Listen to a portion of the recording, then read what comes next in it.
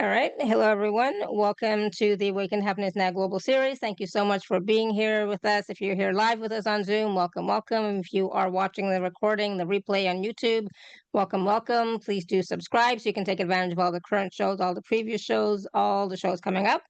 It is my deepest wish, desire, and intention to bring to you these amazing speakers who are sharing their wisdom, their teachings, their experiences, their processes, their clearings, healings, etc., so that we can all thrive, so that we can all awaken to happiness now. And so today, my dear friend Patrick Prohaska is back with us, and we're going to be talking about financial freedom. And so, some of what we're going to talk about today is how to manage how to manage paying your bills with grace and ease, and even fall in love with your expenses. Experience the power of gratitude and happiness now, so you can become a financial magnet. Adjust your financial set points so you can enjoy surplus as your natural state. Experience delight in a loving, supportive universe that perfectly responds to your desires and your needs.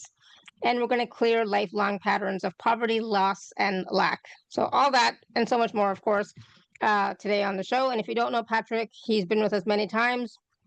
I'm just going to tell you a little bit about him. He is an author and life coach specializing personal empowerment, consciousness expansion, and sexual healing.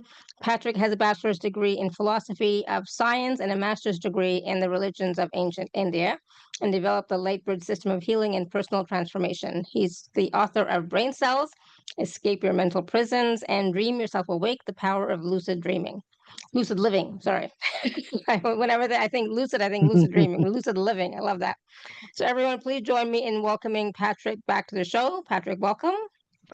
Thank you so much for having me. It's a joy to be back once again. I'm feeling a little bit low energy today, just like you are, but I think we will create something magical, hopefully. Of course, we will. We always do. Yeah. And I always love talking to you because it seems like we're always on a similar path in our lives, similar things happening in our lives. So it's like it's interesting to catch up and find out what's going on with you, what's going on with me, and just sharing our experiences. And we're always growing and expanding in consciousness as well at the same time as we're having these wonderful experiences. Yeah. And so part of that is about freedom, right? The freedom to live, the freedom to expand our consciousness and awareness and spiritual growth, etc. Is working for some reason. And so today we are talking about financial freedom, which is a big topic for a lot of people, for sure, right? But we even though we are spiritual beings having a human experience or human existence, in this reality that we are in, finances, money, etc., is part of the game, right? And so we do require money, funds, etc., to live and survive the way that we would like. And so part of that is looking at our beliefs, etc., that we're holding that may be preventing us from having all the ease that we want, right, Patrick? Absolutely. Absolutely. So I studied with a group a few years ago, and one of the things that they kept saying over and over again is it's not possible to have impact without income. There is no impact without income. If you want to have an impact on the world, if you want to change the world, or if you want to create a new level of consciousness for other people to tap into, you need to find a way to be able to, fund it, and to get all the pieces in place. And there are ways that you can impact the world without money, but if you really want to have a direct impact on the world around you, you need to have some level of financial security. Otherwise, we fall into a trap. Every single one of us on this call is called to a life of service, and it we're driven to be of service to other people, or to whatever deity that we want to worship, or however you want to express service. We're all called to that life. And a lot of us mistake sacrifice for service. Self sacrifice, we sometimes think, is service. If I give and give and give and give and give, even though I have nothing left over for me, that's helping other people. It's being of service to other people. But there's only so far you can get. There's only so much impact you can have if you're constantly depleting yourself. It's a lesson that I've been learning the hard way myself. Sometimes I just give way too much and then I'm wiped out for a couple of days. And that's been happening recently as well. So it's not an old lesson for me. It's also a new lesson I'm being reminded of right now, that money is very important, but it's not it's not the case that you need to give and give and give and not receive in order to be of service to other people. So hopefully that made sense. Yep. And I just want to add one more little thing. So if you are wanting to make impact, for example, we're like Patrick was talking about, Mhm. you need money to make a big impact. Absolutely. But that does not mean that you wait for the money to come before you start making impact. You can Yes. still make small impact until you have the funds that you need to make that bigger impact. So don't wait. Don't stop yourself from doing whatever it is that your heart desires to do, or that God is calling you to serve in some way. You can still do stuff without having those millions of dollars in the bank. I Yes, know some people just absolutely. are like, they get stuck on, well, I don't have the money to do it. You don't Mhm. need money to send blessings. You don't need money to just do something on YouTube or whatever, right? You don't need money for that. So please don't wait to start being of service, or make an impact of some sort. Okay. Yeah. So that is something I just wanted to make that clear for everybody. But again, it is about, we are all serving, absolutely.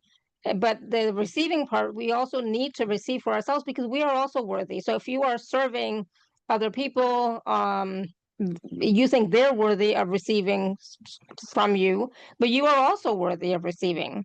And Yeah. so when we do not receive, we are saying that we are not worthy. We're like Yeah. basically putting our hands up and saying no, right? And I think that Yes. is something that is been ingrained in our culture and in our society, that it is bad to receive, right? Or you can't be spiritual and material at the same time. That Yes, there that's a big one. there's a big one. Yes, there are all sorts of different belief systems that we fall into, and a lot of them are traps.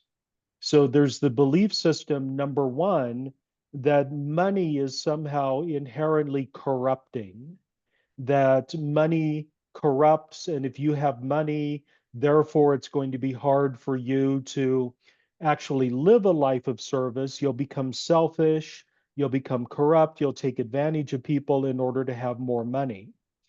The fact of the matter is this: it may look on the surface like money is a force of corruption because there are a lot of wealthy people who don't really care about how they get their money or who they step on along the way. So there are a lot of compassionless and empathy free people who are wealthy.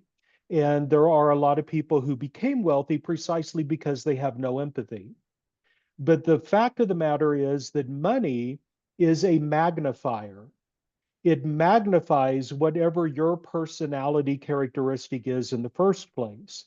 If you lack empathy from childhood, if you're already a compassionless person, having money will make that even more so. And it'd be more obvious to the people around you that you lack compassion, you lack empathy, you're willing to walk all over people, and so forth. If you're a good hearted person, if you care about other people, if you have compassion and empathy for other people, and therefore you want to help people and pull people up along with you, then that's going to be magnified when you have money. That characteristic will be magnified.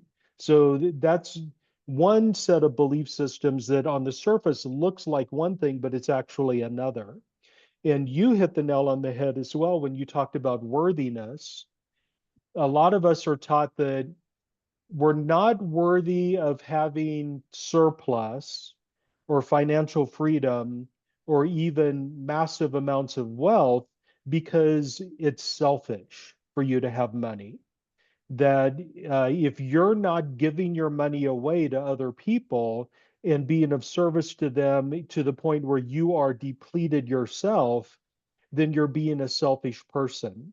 And I want to kind of flip that around as well.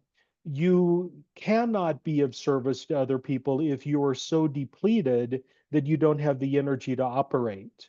So I say that it's a really good thing to develop a surplus and then give out of your surplus rather than giving of your depleted funds right now, if that makes any sense at all. Absolutely. So Yeah. yeah. So there's that whole set of belief systems. It fans outward into all sorts of different belief systems about how money is inherently bad, money corrupts, it's impossible for me to get to heaven, or it's impossible for me to know God if I have money. If I do have money, then I will end up going to hell or whatever you think happens to corrupt people and so forth. But those are all just belief systems.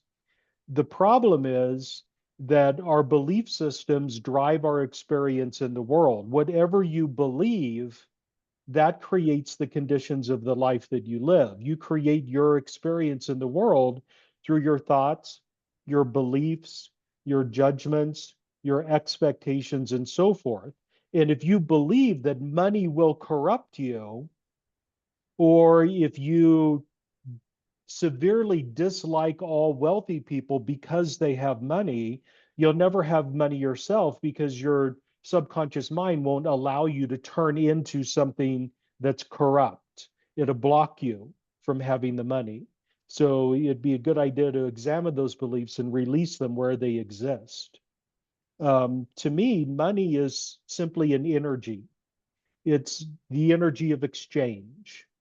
Uh, Exchange can happen in all sorts of different ways. Money is one mechanism of exchange, but money is crucial for me to help you because it gives you a sense of investment in what I would be doing for you. So if you were to hire me for a private session and I were to do it for free, you might not get very much out of it because you're not invested in it because there's no exchange. Exchange is important.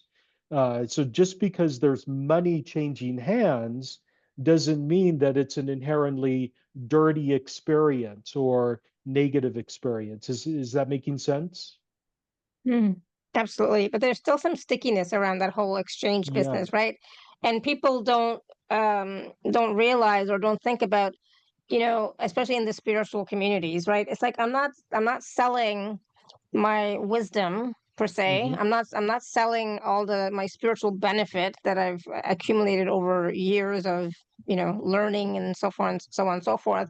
I'm Yeah. not selling that, but I And I'm am not selling an spending. hour of my time. Yeah, Yeah. exactly. I'm spending time with you, which is, really so valuable, right? So Yeah. our time on this planet is limited. We all know that, Yes. right? There's Yeah. only 24 hours in a day. So that time that we spend with each other is valuable. And that's the price, I guess we could say, that we're putting on it. It's not all the spiritual gifts and talents and Yeah. abilities and all that stuff. It's our time, right? But if Yeah. we do look at how much training we've done in our lives, how much money we have spent on learning so many modalities, et cetera, et cetera, et cetera. For me, you can't uh, quantify that really, right? Yeah. Because the wisdom that you get from all that is not quantifiable. But so it is our time that we are sharing with you that we are, I guess, asking for payment of, right? Yeah. Because So even does that make sense? that makes sense. So if you book a session with me, I'm not selling you an hour of my time. I'm offering you a potentially life-changing experience. And I'm offering you that potentially life-changing experience based on my years of experience in study and practice and so forth. And that has value. And that value um, is worth something, of course. And for you to actually get the full benefit of it, it's important for you to be invested in some way. Investment doesn't always mean money. You can invest in many different ways as well. I know a lot of energy healers who start out, they do free sessions for people in exchange for testimonials, or they do free sessions for people in exchange for referrals, or something else that's of benefit, or they just do straightforward exchanges. I do a session for you, you do a session for me, and we call it even. But there's always exchange, and therefore there's always a sense of investment in what's going on. I notice that if I give away stuff for free, people don't get very much out of it. And we all know people who have on their computer hard drive, a whole library of stuff that they got for free that they've never listened to because they never invested in any of it. I Yeah, have a that's collection true. myself, a massive collection, a database of stuff that I got for free that I never listened to because I never invested in it. Yeah. Yeah, So, yeah. yeah. So again, money is an energy. Money is just a tool in order for Hmm. us to experience our lives, right? Hmm. So, but in this time, I guess you could say, people still make it so significant, right? The whole money piece, right? So how, when we have our bills, etc.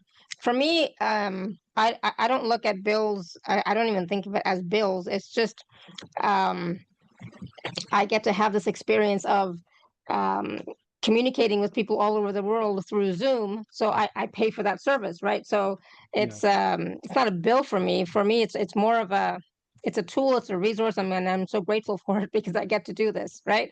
So Yeah. I don't mind spending whatever however much it costs per month, right? And so we have to look at, I think, our look at our bills and expenses in a different light, in a different way, Mhm. because we are receiving so much benefit from some of these services that we are paying for. We need to bring in that sense of gratitude and appreciation for it, because without it, you know, I would not be able to do this, right? Absolutely.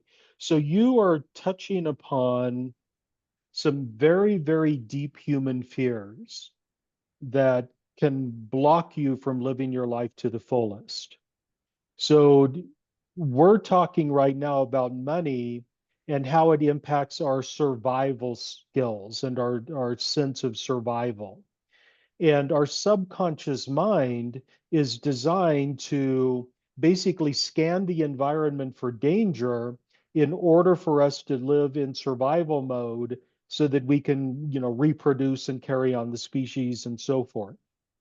So we're getting into some issues that involve the brainstem and the autonomic nervous system, the sympathetic nervous system, the amygdala, and so forth. The deep, deep fear of what will happen to me if my money runs out. If I can't pay my bills, what horrific fate awaits me after I stop paying my rent? Um, so that's leading us down the pathway of talking about gratitude, because that is the solution to the feeling that everything is falling apart and I am living in survival mode. If you can foster a sense of gratitude for the things that you do have, you actually are pouring energy into having more. It's how the law of attraction works. So whatever you focus on, that's what the universe brings you. The universe doesn't judge whether what you're focusing on is good or bad, right or wrong. It simply reflects back to you whatever your point of focus is. And if your point of focus is on survival and how on earth am I going to pay my debt and so forth, then the universe, in its unconditional love, it doesn't judge that.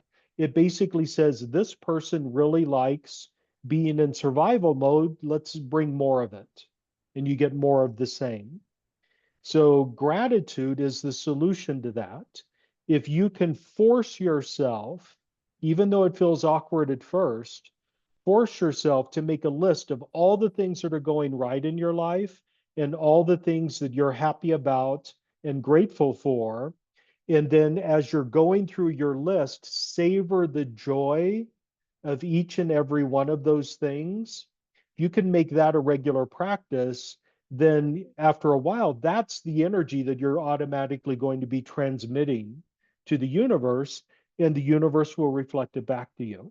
So it's just basic law of attraction in action. And I know this myself from experience because I've suffered, um, I've had bouts of homelessness. I lost everything in 2008 when the whole world collapsed, when the housing market collapsed. I lost everything again in 2014. So I've had experiences where I've been in very dire situations financially. And what I did both of those times was I forced myself to think nothing but positive thoughts. And I would put a rubber band around my wrist. And every time I caught myself basking in the pain of my situation, I would snap the rubber band, and then I would force myself to think something positive. And both times I did this, in like a very short amount of time, the whole world flipped over for me, and I recovered very quickly from both of those bouts of um, near homelessness. Yeah. So I was going to say, Patrick, you mentioned that, even with the gratitude practice, it takes a little bit of time. And even with the rubber band exercise, it still took a little bit of time. yeah. But I find that most people don't want to wait. So they want it now. They don't want to do the Hmm. hard work, or Yeah. even if it's not hard, they don't want to do the work and have it take time. Yeah. Right? So what They just want it to happens? shift now without Yeah. having doing So what anything. happens is, sorry to talk over you. I It's okay. apologize. Um, that leads people into the energy of desperation. So if you're desperate for a change to happen instantaneously, then the energy of desperation is what you're broadcasting to the universe, and that's what gets reflected back to you. More opportunities for desperate situations to emerge. So it is very painful to be in a survival situation. It is very painful to be in the situation where you feel like your life is in danger. At any moment, things can fall apart, things can collapse. But even in those moments, you should be able to force yourself to, at least for a couple of seconds, at least for 2 or 3 seconds at a time, feel something positive so that you're balancing out the energy that you radiate in a way that the universe can reflect it back to you, and eventually you can get traction. But you're Mhm. right, there Absolutely. a lot of people want magic wand solutions. A lot of people want like instantaneous, snap your finger, everything flips over type of solutions. Like I said, I did get that myself, kind of. It took a few weeks of practice, but I did have a very, very rapid turnover, especially in 2009. Um, but if you want to have a magic wand solution to all of your problems, but you're unwilling to do anything to change the belief systems and the expectations and the thoughts and so forth that created your mess in the first place, you may get a miraculous solution, but it might not last very long. You're likely to just very quickly fall back into old patterns and old habits again and tumble back into debt again. This is one of the reasons why people win the lottery almost always lose every penny of it uh, Hmm. very quickly. Yeah. Yeah, They're, absolutely. No, I love the gratitude practice and the reframing practice, right? So for me, yes. it's like when you can become aware of a thought that you're having, and in that moment say, for me, I would say cancel, delete, this is not real, and then reframe it with something more positive, affirming, empowering. Mhm. That is going to go a long way, so much more than continuing to worry, continuing to be anxious, continuing to stay in that negative state. Yeah. Yeah. Agreed. Agreed. Mm. Okay. Now, one thing that we touched upon earlier that we kind of glossed over really quickly was the worthiness piece, Oh, yes. It's because a big piece. it's a very, very big piece. Because a lot of us, we have been trained, we've had it ingrained into us that we're not worthy of having immense amounts of wealth. We're not even worthy of having surplus. So you may have a whole set of belief systems that say, yes, it would be nice to have money, but I'm not smart enough to manage it. I'm not good enough. I'm not attractive enough. I'm not young enough. I'm not old enough. I'm not this, that, or the other thing enough in order to be worthy of having the wealth. I'm not born into the right family. I don't have the right pedigree. I don't have the right background, family heritage, or whatever. Or you may have a collection of beliefs, of fears about unintended consequences that are kind of run parallel with those worthiness issues. Like, if I have money, I won't know who my real friends are anymore. People are going to start resenting me. They won't like me anymore. I'll lose all of my friends. People will start taking advantage of me. People will start scamming me. People will start begging me for money. And all of those kind of have an impact on your sense of self-worth. So all of that can uh, block you from achieving the financial freedom that you want. Another thing that happens that I think is really interesting is what I call the poverty masquerade or the money masquerade. And this is where you have a financial blockage that has nothing to do with finances whatsoever.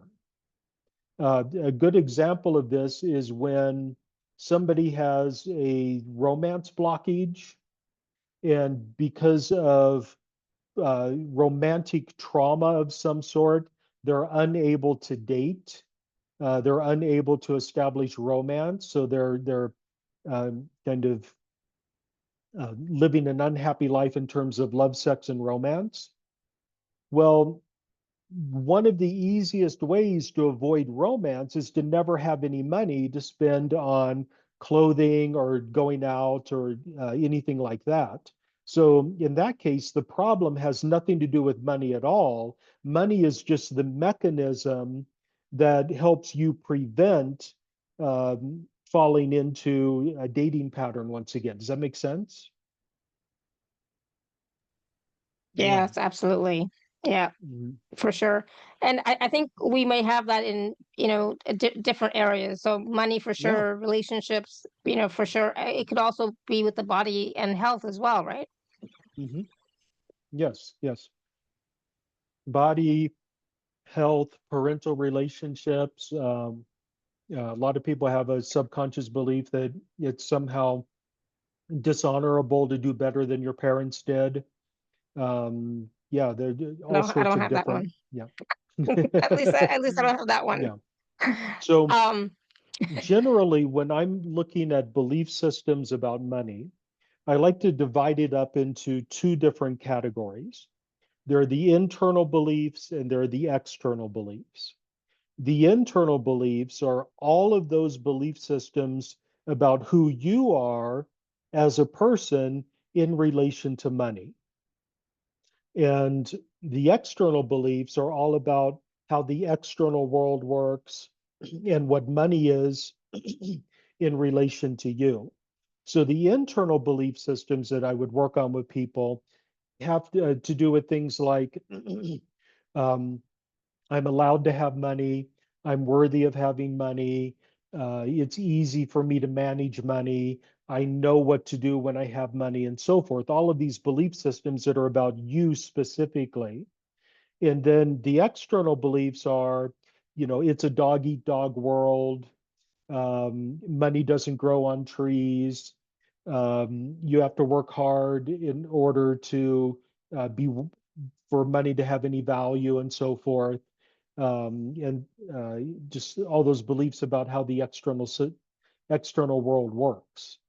And if you have blockages in both categories, it can be devastating. If you believe that, number one, you're not worthy of money, and number two, money is practically impossible to get anyway, then you can be really stuck in survival mode for a very long time.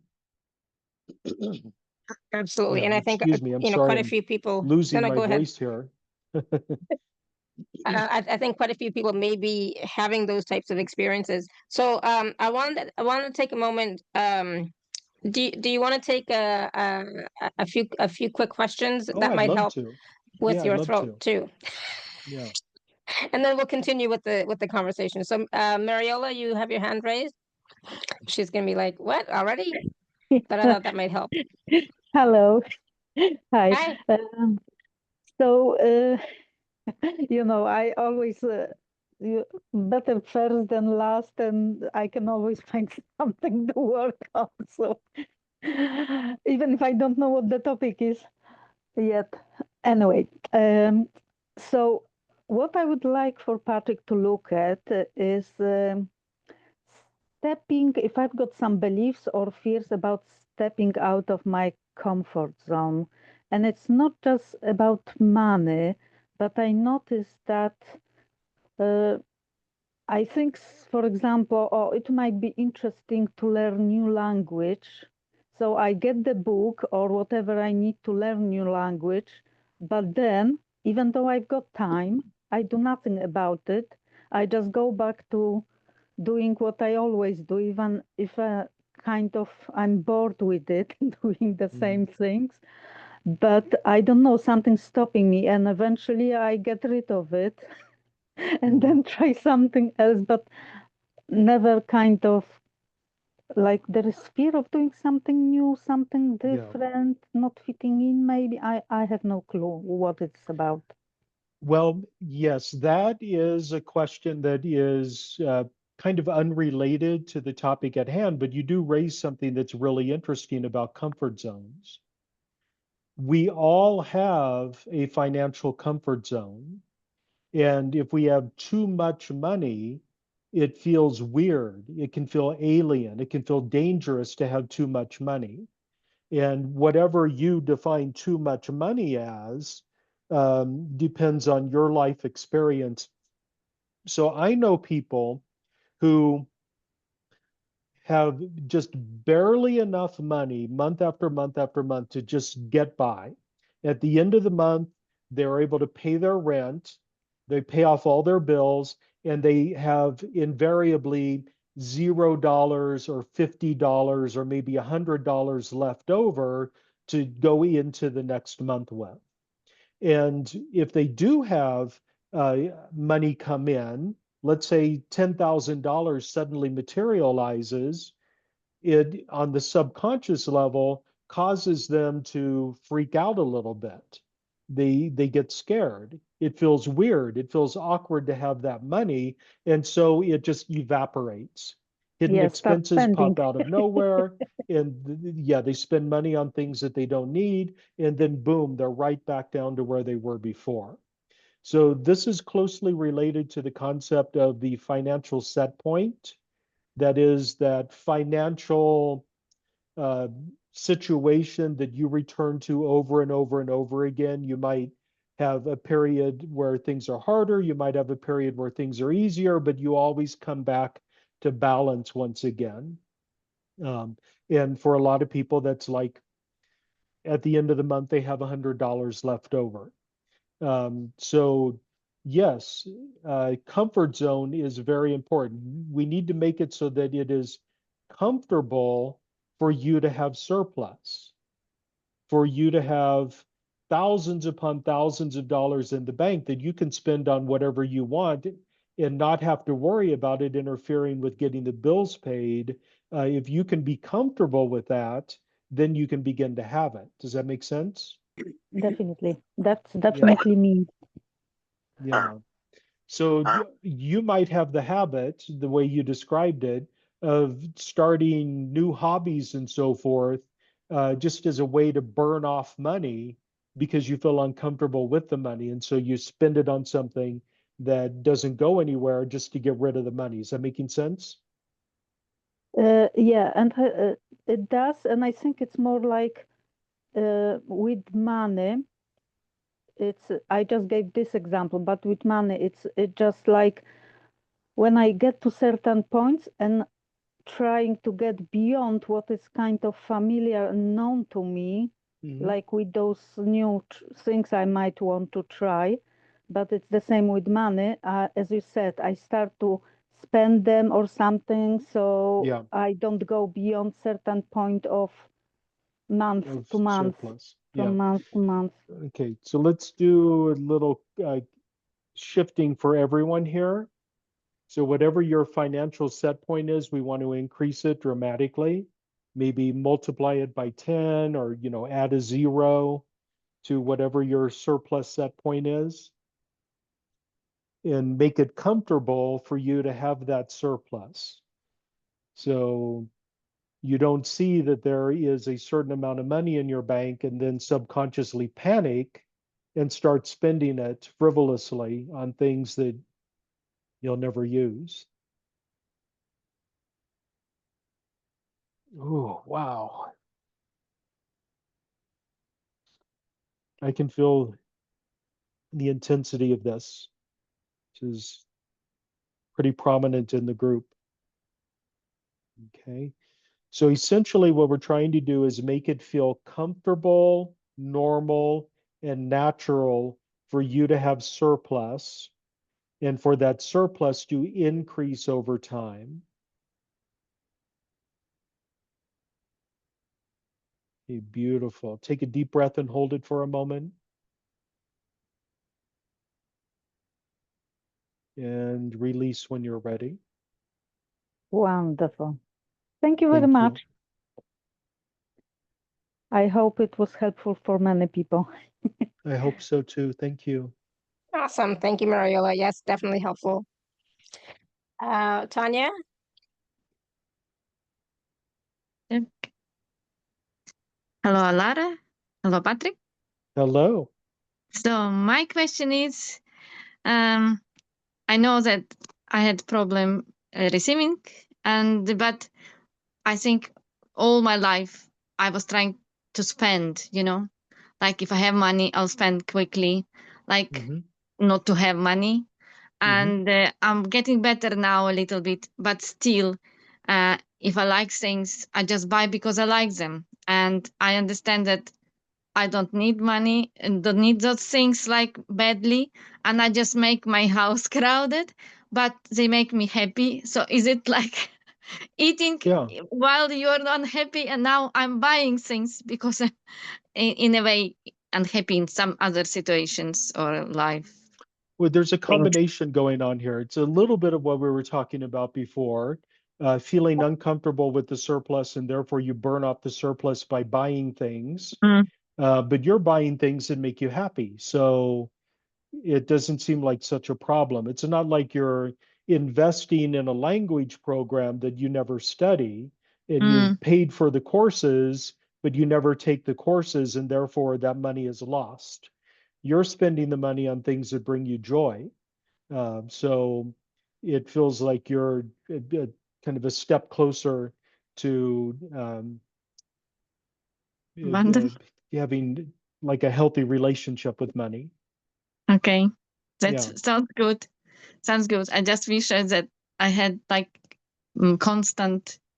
Well, I haven't come, but my money is always coming from other people. So Hmm.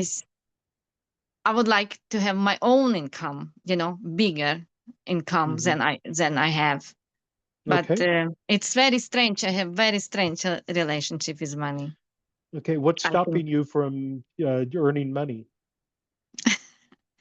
Well, I need to change my job and do something else with my brain that I'm not Hmm. using at the moment to full capacity. Hmm. And as the lady said before, stepping out from comfort zone is not Yeah. very easy always. Yeah. That's true. That's true. Okay. Okay. Well, I urge you to step out of your comfort zone and change jobs and start making your own money and uh, build that surplus. Mm. Thank Yeah. you. Yeah. Thank you. Thank you, Thank you. Tanya. Thank you, Patrick. Thank you, Lara. And I think something that Tanya mentioned or that you mentioned is important. It's like if you are spending money on things that bring you joy, there's nothing wrong with that, Yeah. right? But if you are spending money on things to fulfill a need of some sort or fulfill a void within you, that is where it's not as healthy, that relationship, right? Yes, yes, absolutely. Absolutely. And with Mariola, Mariola is spending money on things that she thought she might be interested in, but then never used them. And so they just ended up being wasted, like language courses. Yeah, absolutely. Yeah. Cheryl, you want to unmute? Thank you so much. Hello to both of you, and thank you for taking me. Um, Actually, I was wondering about this the other day, about taking on other people's financial energy, and not just wealth and money aspect of it, but like health challenges and things like that. Because I feel like I see a pattern with things that happen in my life that have already happened in other people's life. So I'm wondering if there is a thing as being too empathetic and taking on their stuff. Yeah. Like, Yeah. so, Yes. yeah. And so it is, And if so, can we turn it down? yeah, Can we let's turn do that that. off? Let's do that. Okay. So the empathy is a wonderful, wonderful quality. It helps you understand where people are coming from when you connect with them. It helps you understand what their needs are so that you can respond to their needs. But a lot of us are hyper empathic and we feel everything that everyone else feels. And after a while, we get confused and we don't know what belongs to us and what belongs to them anymore. We also Yes.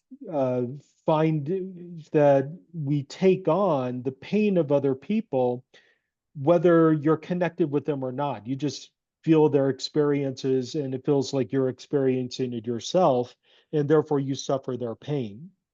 Um, so there are techniques that we can use in order to dial that back.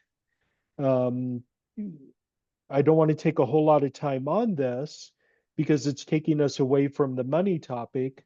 But what I would like to Well, do for actually, everyone, I included that as well. So like what I was thinking earlier was like, yeah, if I don't know, if my like everyone in my family filed bankruptcy, or if my Mhm. friends filed bankruptcy, does that mean that I have to, like, am I No, taking on that as well? So if if if yeah, everyone around you is, that was part of my question, and I'm sorry if I wasn't as clear. yeah. So if everyone around you is filing bankruptcy and then you're piling on, then you are mirroring their energy. And it might be through your empathy, it might just be a subconscious need to play along with whatever other people are experiencing. But whatever the case, we need to dial it back. So Okay. for everyone who's in the group right now, we're connecting energetically if you're disconnected. What I want to do is essentially install an intuition dimmer switch. And by intuition, I mean any type of mechanism that you use to tap into the energy of other people and to feel what they're feeling and therefore participate in their experience. Want to make it so that you're able to turn down the intuition, turn down the empathy at will whenever necessary. Now, part of what you're talking about is it feels like within your family, certain situations are contagious.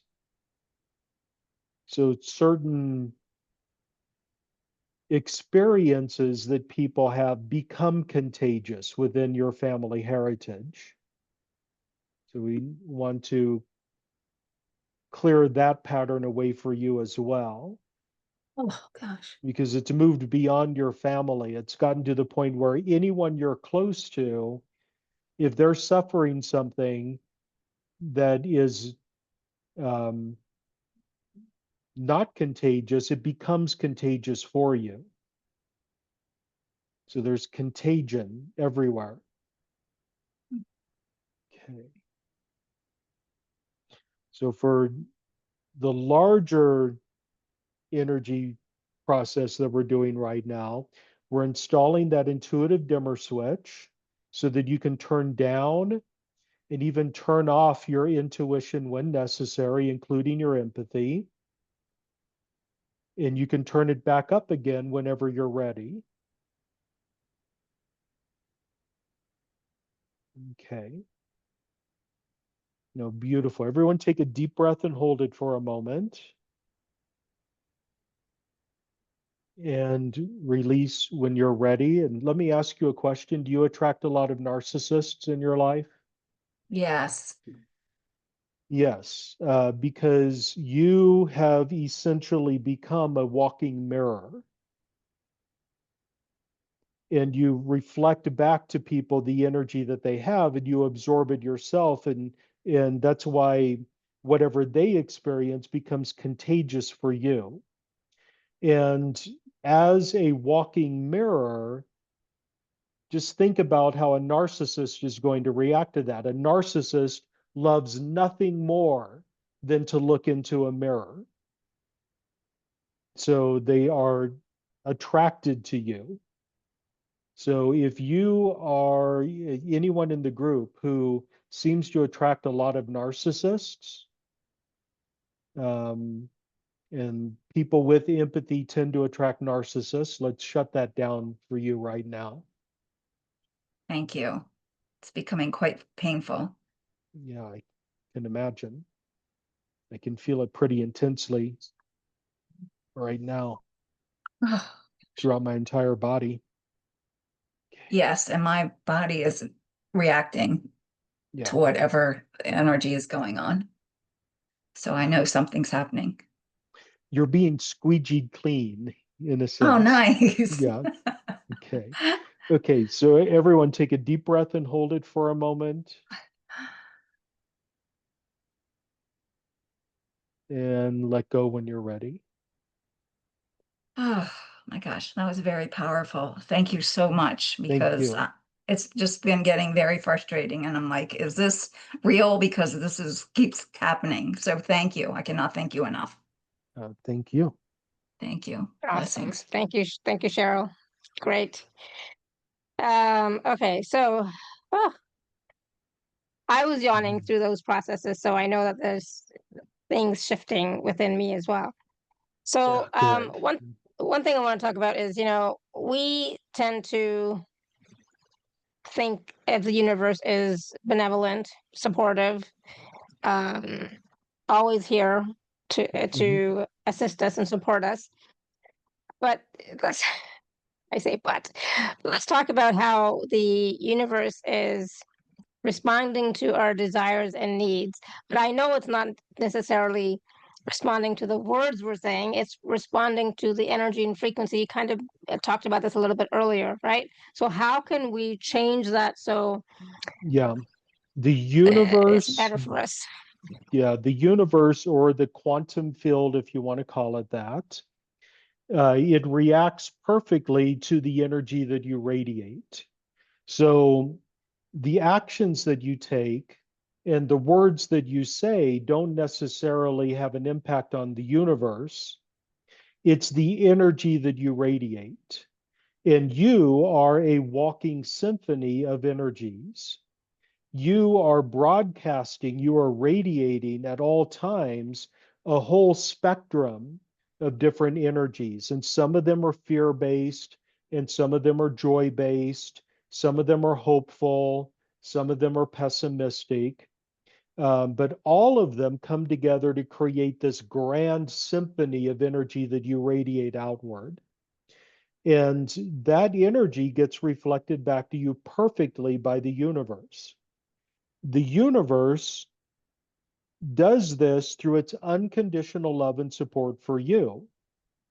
So if you are madly in love with complaining about things, and you spend all of your day in complaint, and you're always looking for things to be offended by so you can have something to complain about, the universe doesn't judge that. The universe has unconditional love for you and for the energy that you radiate. So, in its unconditional love, it radiates back to you, it mirrors back to you the energy that you're broadcasting, and it brings you more things to complain about. So, you don't have to shift your entire energy field. You don't have to purge every negative thought you've ever had.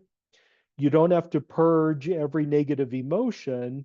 You just need to shift your energy into the positive range.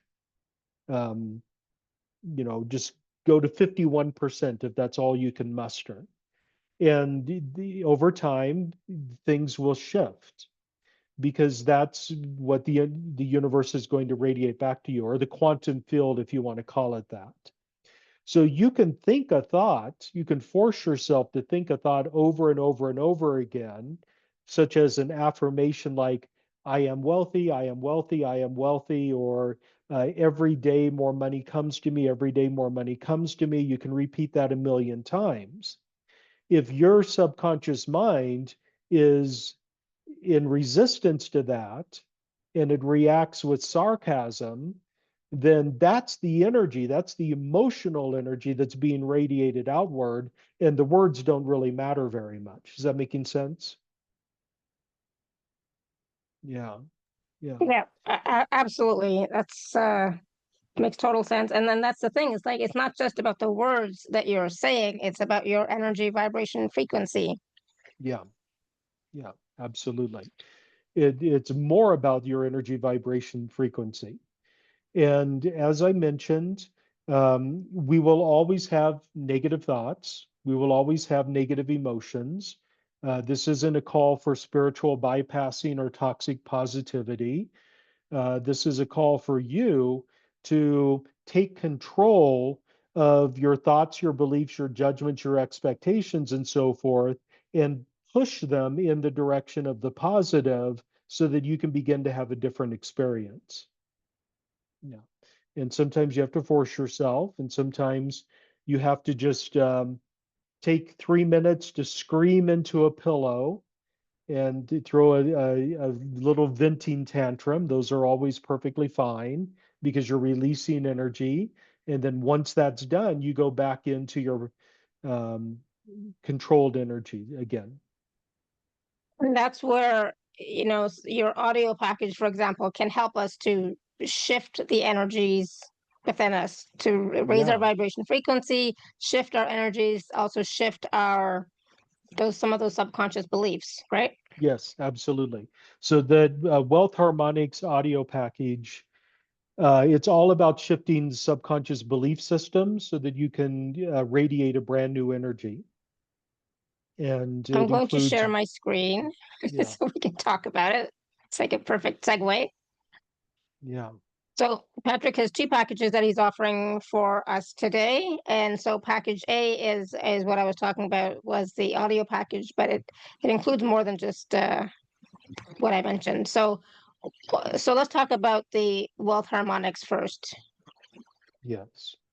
So Wealth Harmonics is a collection. I'm not sure how big it is. It's a collection of audio recordings that incorporate both energetic shifts through light bridge attunements and activations and belief sculpting in order to create a new experience for you.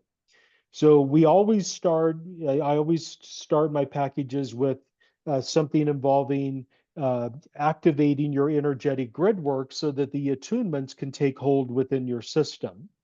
And then there's a session on worthiness for wealth, on revisioning the universe that you live in so that you don't believe that everything is hostile and against you, cleansing victim identity, embracing an energy of abundance and spiritual growth.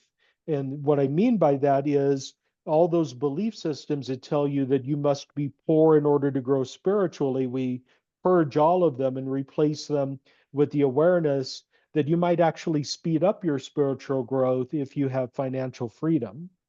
Then fear of wealth, that is all those subconscious belief systems about unintended consequences of having money, of having the scammers and everyone come out of the woodworks to steal your money, money making you a target and so forth.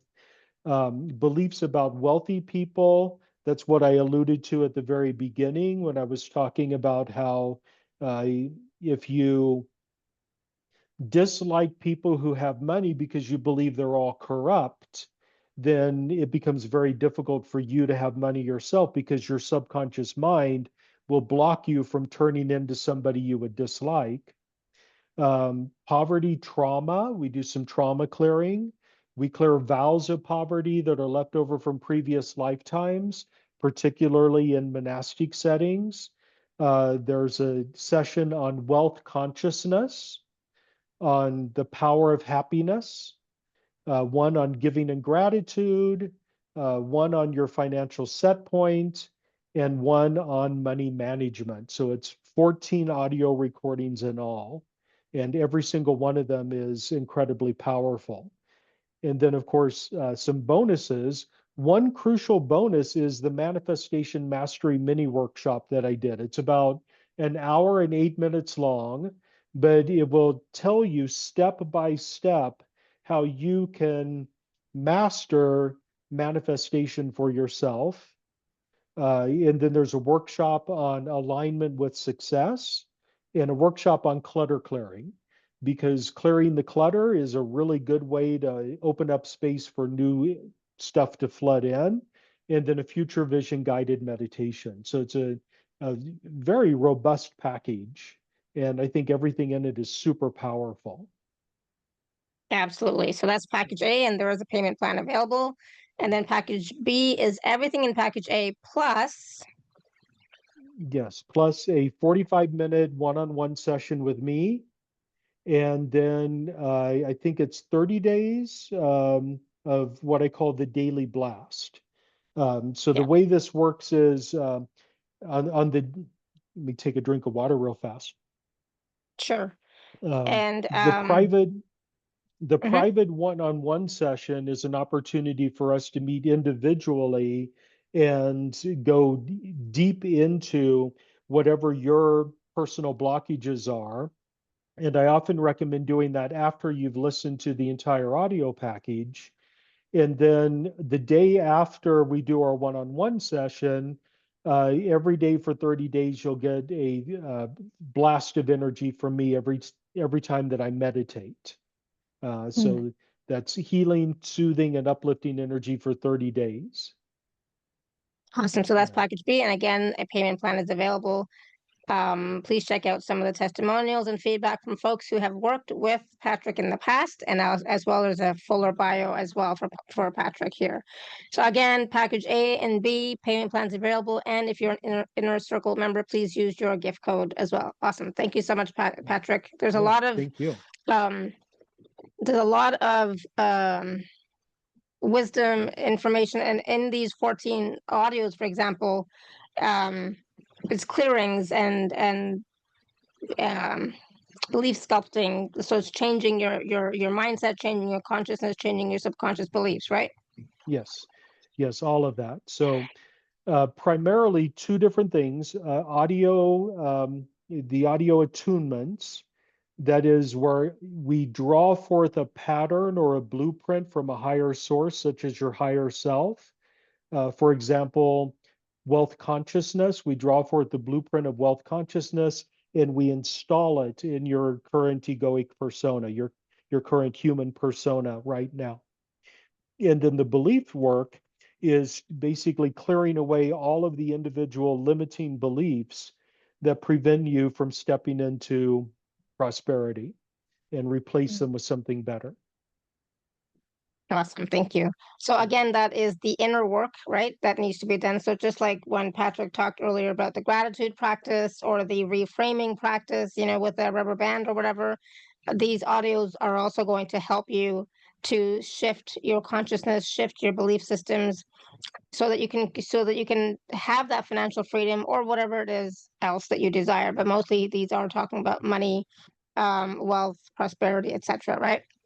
Yes, absolutely. So I was wondering if you can just, so before we go further, does anybody else have any questions? Because I know I didn't mention at the beginning, but if you have a question, Patrick, you can raise your hand, right? Or you can put your question in the chat. I didn't mention it, and already there were people with their hands raised, which was great. But Aranima, you want to unmute? Yes. Hi. Hi. Hi. I just wanted, the people who came before me asked certain questions applicable to me too. So thank you for those who asked those questions. At this point, I want my money blocks over and blocks to having a good relationship over. Enough is enough. I just wanted to end and begin again. So what's your question for Patrick? Well, please clear the blockages. So there could be thousands, tens of thousands of blockages. So we would have to work one-on-one to figure out specifically what your blockages are. But a good number of them will be covered in the audio package.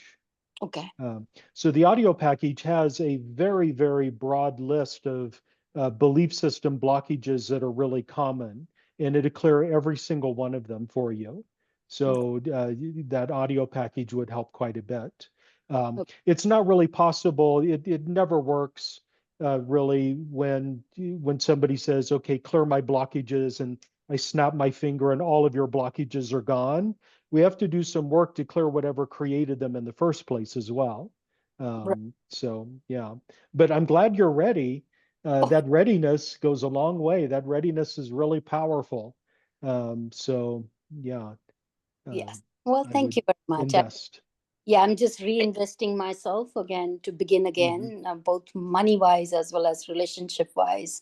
And this time, the right person hopefully the decent person comes through. That's hopefully. Yeah. All right. Thank you. Okay. Thank you. And also, you can start, Arunima, with that gratitude practice, not just for the money piece, but for the relationship piece. But basically, it's just being grateful for what is in your life right now. Yeah.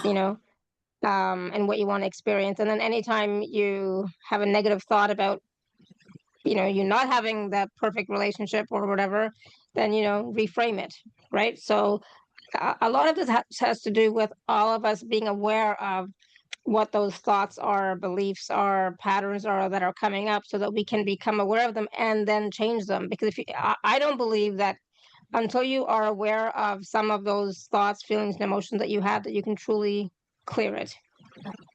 Right? Because what are you clearing? You don't know. Yeah. Right? So you have to have that clarity, I think. Yes. But of course, wanting that change is the first big step, and just being ready to experiencing something new and different in your life. That your energy is already so much better than it has been in the past. So I can definitely see a change for sure. Yeah. Thank you both. I appreciate you guys. Thank you. Thank you, Arunima. All right, Asha, you have a question for Patrick?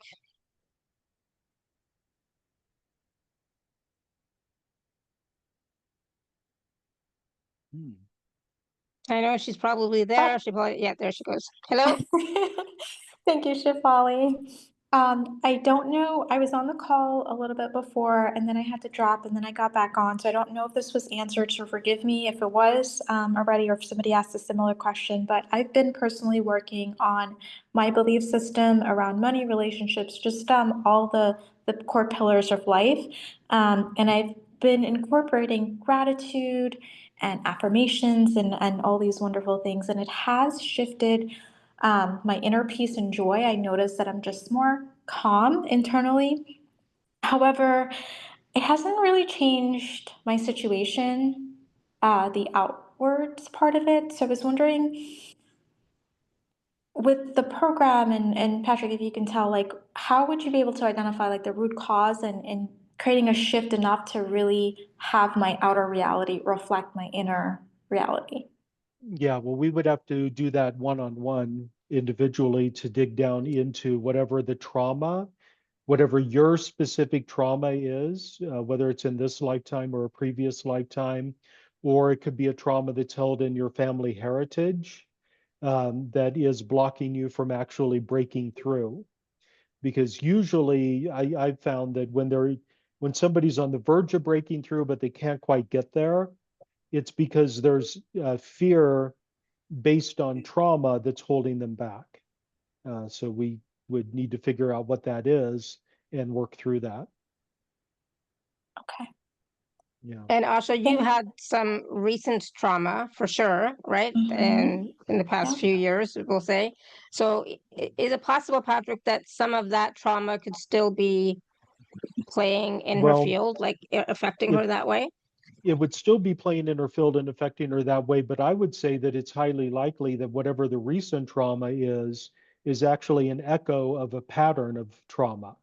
That type of trauma, whatever it was, has happened over and over again through multiple lifetimes. And therefore, we could get at the root of it and clear it there so that it doesn't keep happening. Does that make Makes Does sense? that make sense, Mhm. Asha? Does that help? It does. Yep, it does. Thank you both. Thank you. Awesome. Thank you, Asha. All right. Wonderful. And that's the thing. Sometimes, we're not even aware of the reason why things are not shifting or changing, right? We're doing Mhm. all the inner work, we're doing all the good stuff that we're supposed to be doing, we're feeling good, but still our outer reality is not changing. And then it's like, what am I doing wrong is the question that we're asking. But it may not be anything that we're doing wrong. It may be, like you said, something from the ancestors, something from a past life, something that's it's still affecting us now, but we don't even know what it is. So but that was that was a great question, Asha. So thank you, because sometimes it's like I don't want you to judge yourself because like you're doing everything right, and that's what I would do. I would then judge myself. I'm doing something wrong. Obviously, I'm doing Mhm. something wrong. I'm missing something. There's something missing, right? And so that missing piece is what Patrick can help you to uncover and clear and heal through a personal session. But the audios will start to, I think the audios can still start to help get the energies moving, what they're saying, the juice is flowing, and even they might even start to bring up some of that stuff in your meditations or in your dream time as well, right? But then to totally get to the root cause of it and clearing it, I think a personal session is definitely going to help for sure. Thank you. Right? Yeah, Yes. that's what I think.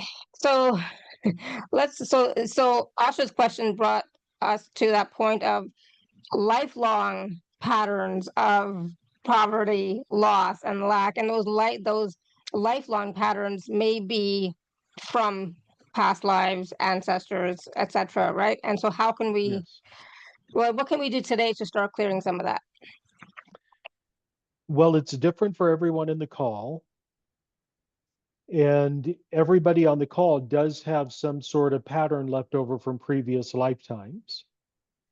So trauma clearing is a very important tool that we do. And trauma clearing doesn't just involve clearing the trauma in this current lifetime, but we go back to the very first time in all lifetimes that something similar happened, because the most recent trauma is probably just an echo of a traumatic karmic loop that's on replay over and over again. And poverty trauma is the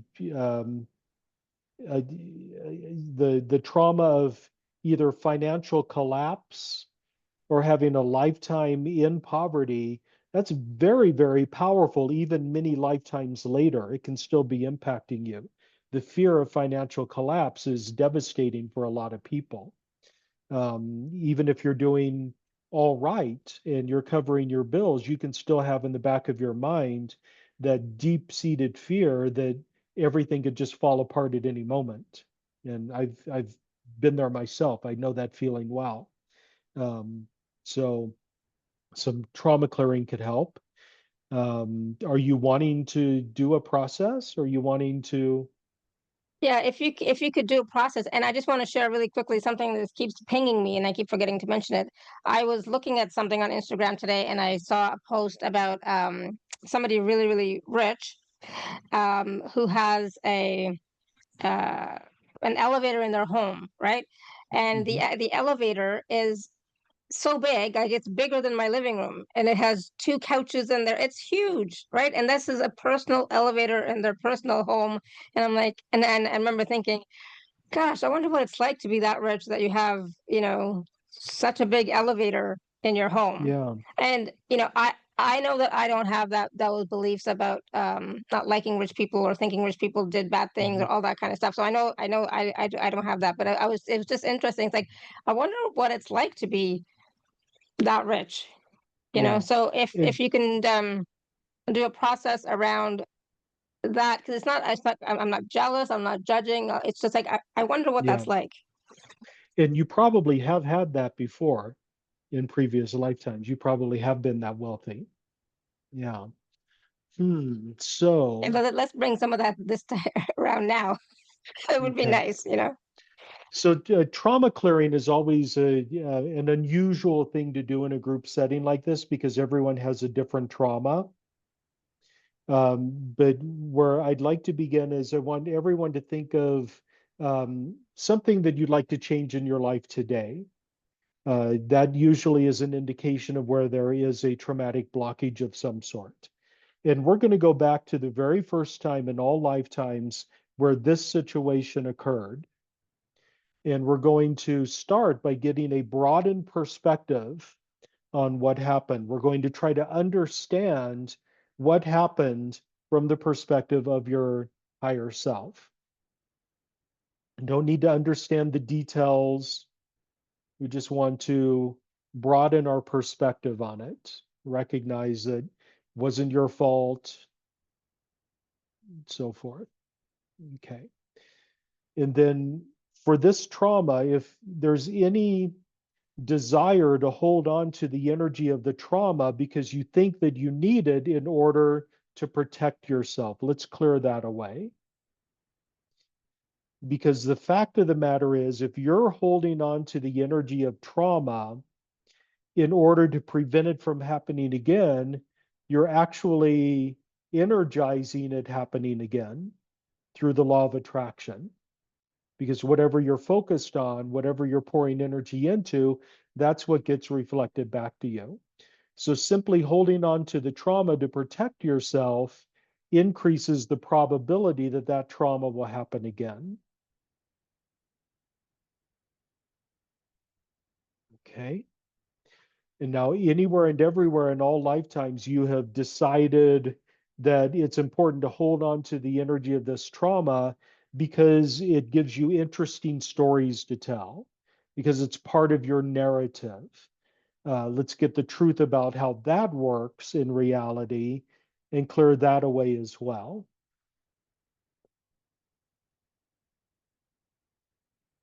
Yeah, because repeating your stories pulls the trauma into the present moment.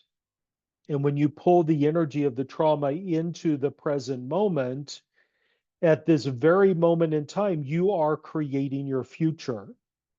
So by living the energy of the trauma in the present moment, you are guaranteeing its repetition in the future.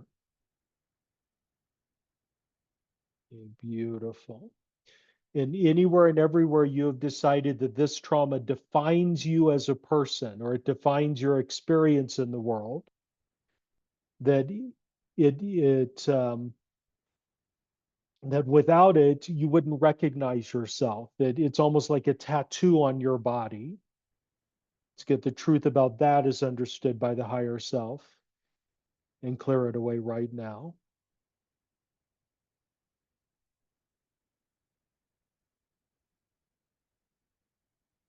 Okay. And for any other reason that you might be holding on to the trauma, let's clear. Now, trauma, after you've had it for several lifetimes, tends to crystallize in physical form in the physical body. So we also want to do some physical healing associated with this trauma. You may hold the trauma in your chest or in your lower back or in your kidneys or in your left shoulder or somewhere. So let's do some physical healing to round out the trauma clearing, whatever trauma you've chosen. Okay.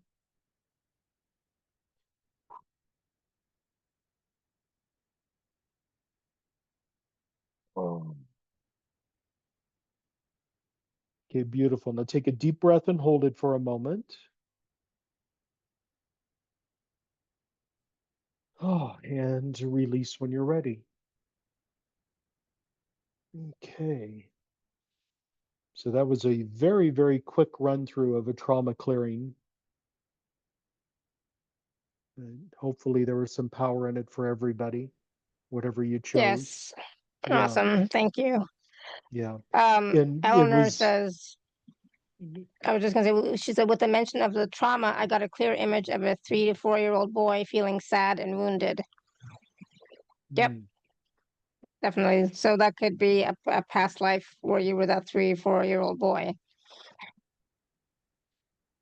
That, yeah, that yeah, was powerful. It's absolutely. like, I'm still processing because for myself, I'm feeling like this heaviness in my chest that is still processing through, right? And I know part of that, part of gosh, can't even speak, was there was judgment there as part Mm. of the trauma, and so I'm telling myself not to judge. It's okay. It is right. It is what it is, right? So Yeah, so we have to really be cognizant of that too, that when you are seeing things or feeling things, not to go into judgment of your experience or of yourself, right? yeah, Because that's just going to um, block it even more. But yeah, it was interesting absolutely. what you said, Patrick, uh, about the stories, right? When we are repeating our stories, right? We're Yeah, keeping it present in our life, and that's what is creating our future. yeah, So, or if you're making that your identity, for example, as well, right? yeah. So So there was a this is lot of very, very important. Very important for people to understand this. Then, as I mentioned before, you create your experience in the world through your thoughts, your beliefs, your judgments, expectations, and so forth. So, at this moment in time, you are actively creating your future through whatever energy that you're radiating. Now, if you're stuck in the past, and it's true that the past, whatever energy you radiated in the past, created your current conditions. If you're stuck in the past, then at this moment in time, you're actually recreating in the future the pain that you felt in the past. So it's really important to make those shifts so that you're not constantly repeating over and over and over again on autopilot the same traumas, or you're not constantly dating the same abusive boyfriend over and over and over again in different bodies, or having the same financial collapse happen every 6 months or 2 years or whatever the interval is. yeah, Yeah. absolutely. Um, so Diana says, thank you so much for the trauma clearing. And April says, thank you, Patrick. That felt very freeing. I feel relief from it in body and emotional field. I still feel it clearing further. Awesome. Yes, for sure. Um, Cindy's asking, can family members benefit from listening along with us to the package as well to help remove trauma? Absolutely. Yeah. If they're interested in listening, if they definitely can. They won't necessarily be invested the way you are, but they can definitely benefit. And you changing yourself can be a benefit to them without them participating at all. If you make shifts, they'll feel the shifts. Yeah, Yeah. absolutely. Because, like when we're working on ourselves, doing our inner work, it reflects on the people around us, right? So Yes, it that's does. why, for me, I know that when I work on myself and do healing for myself, I know that my kids at least won't have to have the same experiences, or if they do, it's to a lesser degree because I've cleared, so much stuff, right? They'll have their own stuff to heal and clear, but Yeah. not the same. So I'm trying to limit what I pass down to them for, the beliefs and the traumas and things like that by doing my work. That makes Yeah. sense. Yeah, it does. It does. Like, because as a mother or as a parent, you want your kids' lives to be better than yours were, right? And so for me, it's like, okay, if I work on myself, that's going to help my kids. That's an extra bonus. So it's helping me, it's Yeah, helping them. But and not only that, it helps the collective as well, right? It helps the planet as well. So everything we it do ripples does. out. Yeah, Yeah, yeah. awesome. So was there anything else, Patrick? Ugh, I can't even speak. Well, Any yeah, last I words of can't even wisdom for speak us? either. So yeah, my apologies. I've already kind of lost my voice here. Um, well, the thing that I always say at the end of one of these sessions is to be gentle with yourself, because it, I just know from experience that people tend to tear themselves down in ways that they would never tear down other people. I I know that, at least in my case, I've been willing to say things to myself that I would never ever consider saying to another person. And that doesn't help at all. That just mires you deeper in whatever pain is causing you to lash out at yourself. So be gentle with yourself. Be gentle with um, your self-concept with regard to money and so forth, and then that can open up all sorts of doorways for you. Absolutely. Yeah, And with this whole money concept, this money theme, again, it's always, the more gentle you can be with yourself, the more you can, that's going to reflect I was going to say your hold on money as well, right? Because if you're yeah, grasping, then it goes further away from you, right? So yeah, it's always about being gentle with everything, and recognizing that, again, money is an energy, money is a tool, and if you can work on yourself to have that gratitude, to have that appreciation, to invite money into your life in that way instead of grasping, pulling, being in desperation mode, is going to help for sure, and it's going to make a difference. So please do take a look at the packages again. Like I said, they're available on the page. I will have the recordings out in a little while. So please do go back and watch and listen to get all the wisdom, but also benefit from the processes that Patrick facilitated on this call. And then tomorrow, we'll be back tomorrow, but at 12 p.m. Eastern. So please do join us tomorrow at 12 p.m. Eastern. Okay, so thank you so much, Patrick, and thank you for being here, even yeah, though you're not feeling well and you're yeah. losing your voice. Oh, it's okay. Yeah, thank you so much. And I just want to say love, light, and joy to everyone here. It's been a pleasure. It's a joy to know each and every one of you. So thank you. Thank you, Patrick. And so until next time, may you continue to be blessed with an abundance of joy, peace, love, happiness, prosperity, and radiant health. Sending you all so much love and blessings. See you tomorrow. Bye for now.